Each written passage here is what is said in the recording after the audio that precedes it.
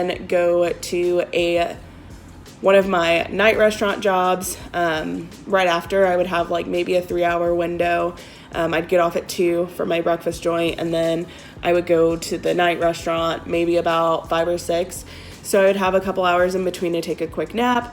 And those were on the days I didn't have school. When I did have school, I would either work the breakfast place if I had an afternoon class, or I would work the night place when I had a morning class. But anyways, I was in service industry for a long time, but it became a lot to juggle. So I decided that I was going to quit all of it. But before quitting, I still needed an income because I'm in nursing school. I'm poor. Even working this job, I'm still poor.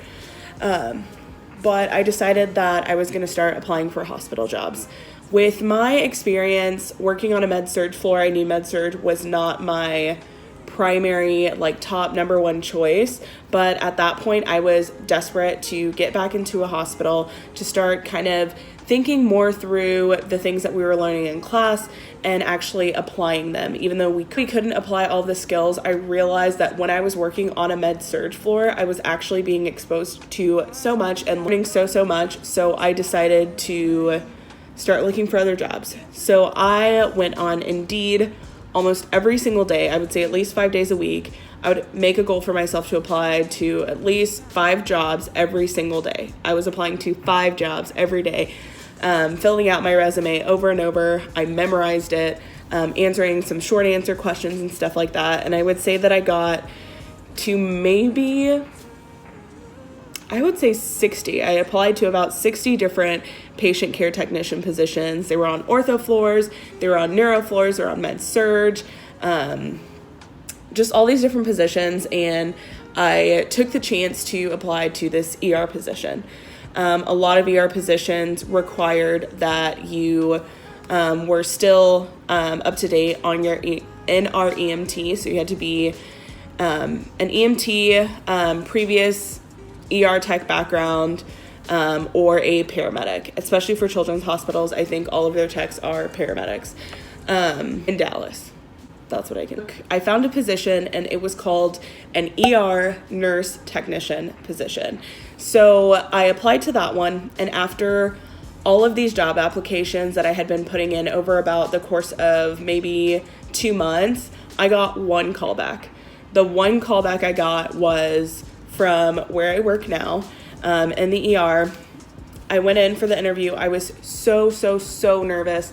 I've wanted to work in emergency services ever since I got the first taste of it as an ER scribe. And this was my dream. I knew at that time I already wanted to be an ER nurse. And I was like, wow, this is a big step, actually huge.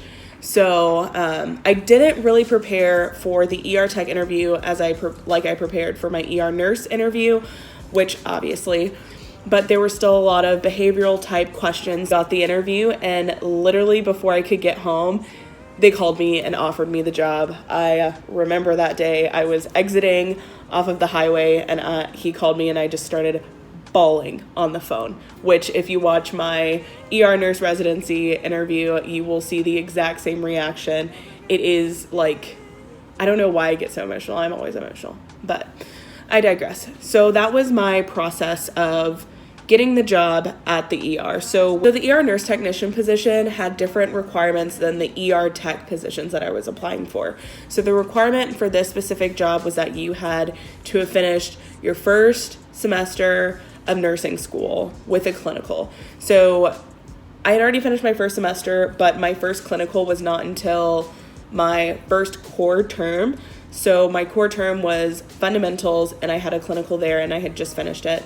So I went ahead, applied for this job, and that was the only requirement for my specific hospital. Things we do as a tech in the ER. So we do vitals, we do venipuncture, we do EKGs. We also do point of care labs. We have a really cool iStat machine, which I'll try to find an insert of a video of it here. But this iStat machine can get point of care like fluid and electrolytes, a complete CBC, which is faster than drawing blood and sending it off to the lab. So that's super awesome. We always have to make sure that all the equipment and instruments that we're using are QC'd, using the quality control, just making sure that they are still functioning properly. So we have our point of care labs, we do pregnancy tests, and we include that in our point of care labs. One of the most important jobs that we do as a tech is setting up the rooms and stocking. So in the ER, everything is moving so fast that if you don't have what you need, it can absolutely hinder patient care. So if you don't have oxygen tubing in the drawer, how are we going to put oxygen on our patient? Or if we don't have simple mass in the drawer, it delays us putting oxygen on a patient who is desatting. We also stock everything that are in our carts. We have tubes that we need to draw blood. We stock different IV catheter sizes, blood pressure cuffs. We have things for exams like pelvic exams. We have, I'm trying to remember everything. And emesis bags, people are throwing up all the time. You want to have those handy. We also do legal blood draws. Our police department, our surrounding police departments, if a drunk driver gets pulled over, they bring them to the hospital. They either have consent or we have to wait for a warrant to be signed by the judge. We see that warrant. We draw the blood. It is not always as simple as just drawing the blood. There have been a lot of WWE type smackdowns that happen. Non-compliant patients is what I'm going to say when it comes to drawing blood because of a legal warrant. When you have a warrant, you have to do it. I also think it's really cool that we get to interact with other like first line responders within our community. So like the surrounding fire departments, police departments, we're always just like one big family. And when they come in, like we hate to see them because you're obviously bringing someone in, but we love to see you because we get to hang out and be together for a hot second. And then the good stuff. So CPR is never good, obviously, but CPR is a skill that I believe absolutely everyone, no matter if you're in healthcare or not, should learn. So we do CPR quite often in the ER, explainably. Really like cool innovations that are going on. But what is most important with CPR is depth, recoil, and rate. So we actually have a CPR meter that measures our depth, our recoil, and the rate of compressions, and it also counts for us, which, it's amazing. Do you know how hard it is to sing, stay alive, and count? And you're supposed to be counting out loud, but it's like, how do I count and sing? Like, this is crazy. That CPR meter has been super helpful for us. It also, like, when we upload it, it gives you all of the results. It, like, measures how effective your compressions were, and that is really awesome for all of the different analytics that we're doing within the department to help increase survival rates with CPR. So that is... That's most of what we do. Did I talk about everything? I probably didn't. But I think that's most of what we do. I think, yeah. What are the hours like? Working in the ER is very different than working on a regular floor because we have so many different start times. There's start times every 4 hours and in between then. So you can have a shift. So today, for example, I went in for extra coverage and I worked 3 a.m. to 7 a.m. And now I'm wide awake for the day and I work again tomorrow at 3 a.m.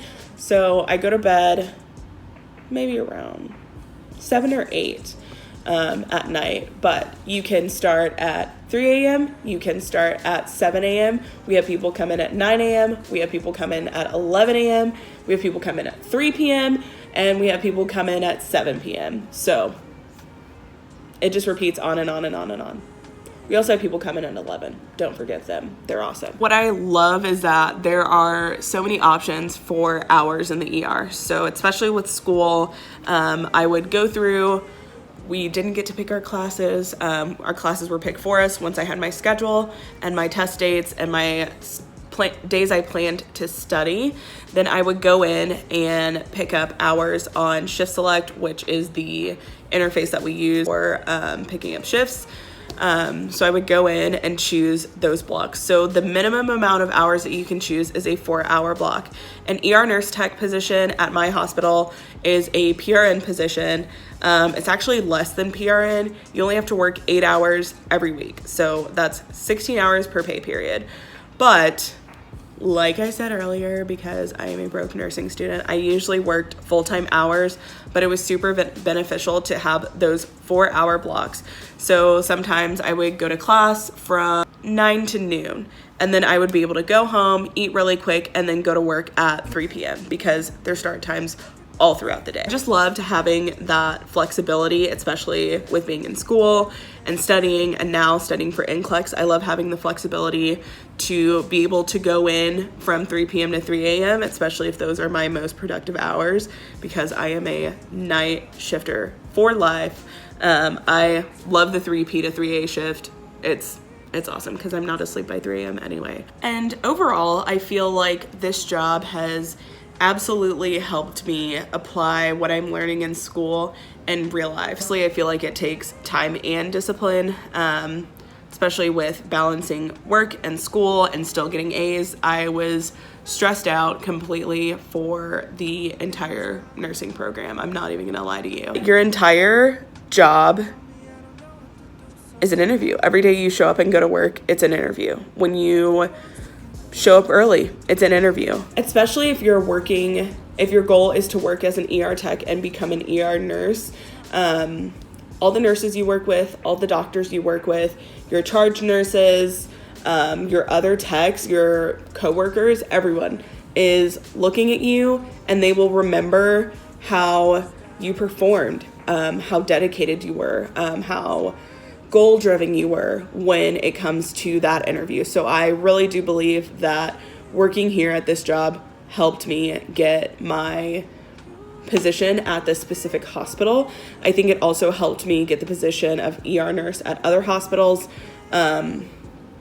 just because I knew the different protocols that happen in ERs. Working as a tech on a floor versus working in the ER, in the ER you will learn different codes. So everyone knows code blue, bad. But do they know all of these steps that it takes on a tech perspective and on a nurse perspective that goes together with a code blue? So doing CPR over and over, you start to recognize what items do you need in the room. For an intubation, what do you need set up? What does the doctor need set up? What do you need nearby? Where are the crash carts?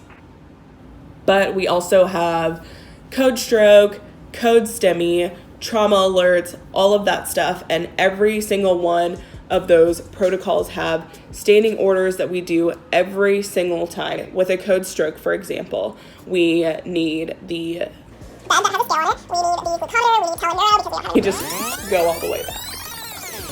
Code stroke means they're bringing someone to CT. Code stroke, we go and meet everyone at CT. The triage nurse and tech will come back. As soon as I hear code stroke overhead, it's glucometer, the stroke bed, which weighs the patient, IV supplies, because they'll immediately get a line on this patient. We will get teleneuro set up in the room, assesses the patient like more in depth. Our ER doc does do the NIH stroke scale, but you also want to have IV supplies. What size catheter do they usually use? We either use a 20 or 18.